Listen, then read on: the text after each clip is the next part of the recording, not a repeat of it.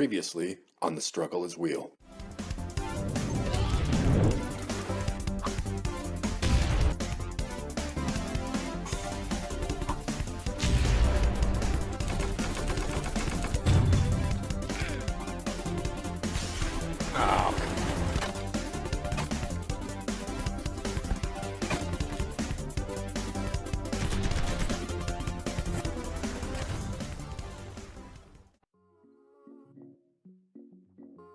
Welcome to the channel. I'm Cultural Rogue and I'll be your host. You're watching The Struggle is Wheel series, where the struggle is a massive backlog of games to tackle, and there's a wheel. Said wheel will be used to determine the fate of what game will be featured for each episode. Each episode will include a first impression, some general thoughts and feelings, some highlights, then a verdict on whether I recommend it or not. So let's give this thing a spin and see what fate has in store for us.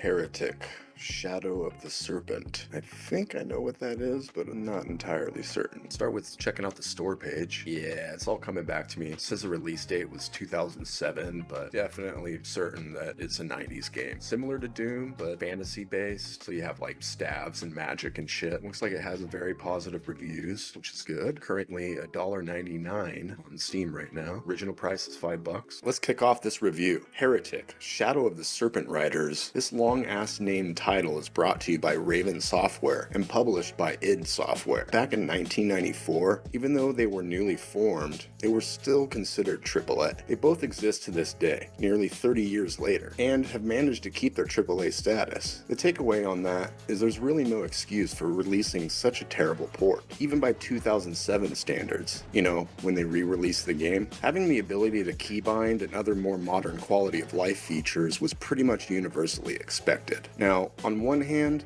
Heretic is a product of its time. I mean, it's a fucking DOS game for crying out loud. Plus, in the early 90s, I'm sure the mere mention of using letter keys for controls would have probably gotten you thrown out a window. So, trust me, I totally get it. However, on the other hand, for two well-established companies to release something that either requires the user to modify the game themselves or rely on a second or third party to do it for them in order to make the game functional as plug and play is kind of bullshit. Now, I'm willing to admit that my initial impression on the game could have been chalked up to impatience or even just the inability to figure things out because, I'm a stupid idiot or whatever. However, let's just say that Raven and id lose a lot of cool points here. Full transparency, this review is going to be through the lens of having the modernized features that GZDOOM provides. Its story rolls out in the form of a scrolling text at the end of each episode. In a nutshell, there are these extra dimensional dickheads called Serpent Riders. They've invaded your world and enslaved your people. The first episode is basically you as a one-man army in true 90s fashion, fighting back the invasion. The next two episodes are you taking the fight to them in their world, culminating with killing one of the Serpent Riders, some asshole named Disparl, and the final two episodes are made up of fighting your way out. The difficulty scaling is pretty good, to be honest. I did my full playthrough on the normal difficulty. The largest challenges I ran into were on levels that had a limited amount of available ammo drops. I also got lost on a few levels due to easy to miss placement of activation switches. Wouldn't really call that challenging though. Running into that problem was actually a rare occurrence, and for the most part, all 45 levels are well designed. There are 5 levels of difficulty, all with their own kind of tongue-in-cheek names, which I can for sure appreciate. There are 5 episodes to play, each with 8 levels, plus like a secret level, so that's 45 levels in total. The nuts and bolts of Heretic's gameplay is kind of what you would expect from a Doom-like game. Fight your way through maze-like levels, encountering various traps and enemy types, and the final level of each episode ends in a boss fight. Where Heretic shines is its additions to the Doom engine, with flying, vertical aiming, and most notably an inventory system, which for its time was incredibly innovative, even though the inventory system is kind of super clunky and difficult to navigate, especially in the heat of battle. I would argue there's almost too many items, but hey, I can't hate him for it. The Ring of Invincibility makes the player immune to all attacks for 30 seconds, and also makes vision gold colored so that it's working, I guess. The Chaos device is your basic oh shit item that will teleport the player to the start of the level as an escape method. The Wings of Wrath allow the player to fly for 60 seconds. Its main function is to get to hard to reach places, plus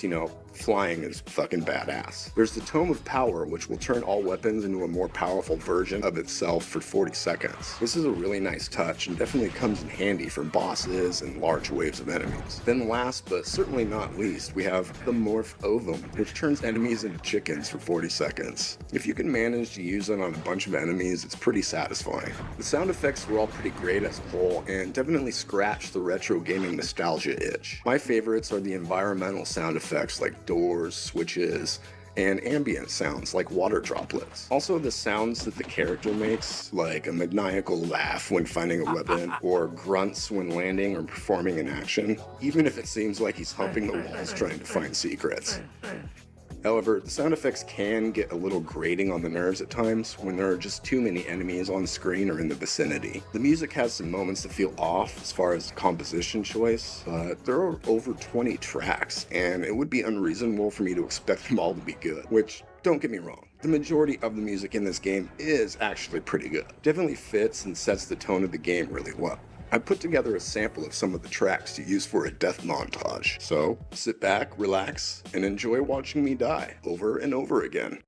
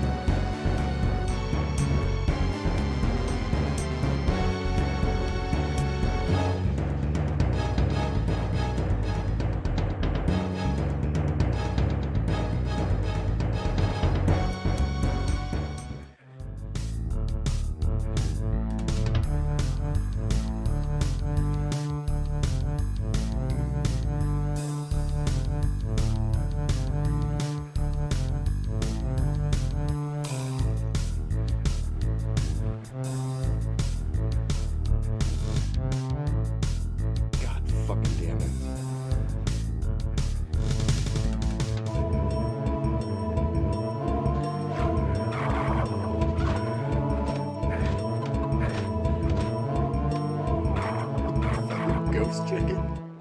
Strongest enemy in the game. Well, that was fun. Let's wrap things up with a verdict.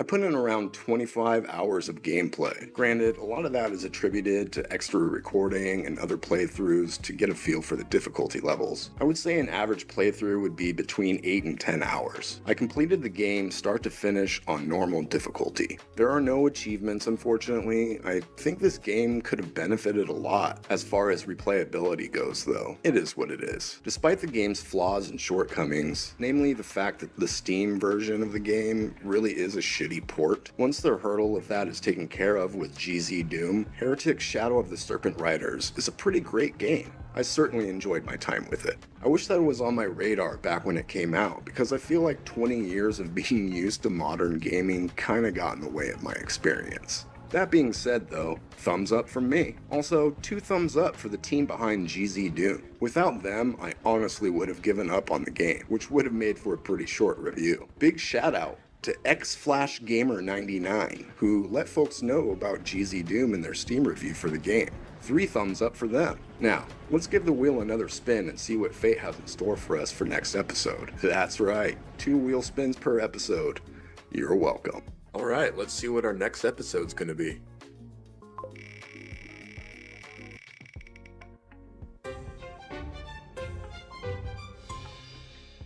Binding of Isaac. Dope. That about wraps things up. Thanks everyone for watching. Be sure to remember to like and subscribe. Let me know what you think of the series so far. This is Cultural Rogue, signing out.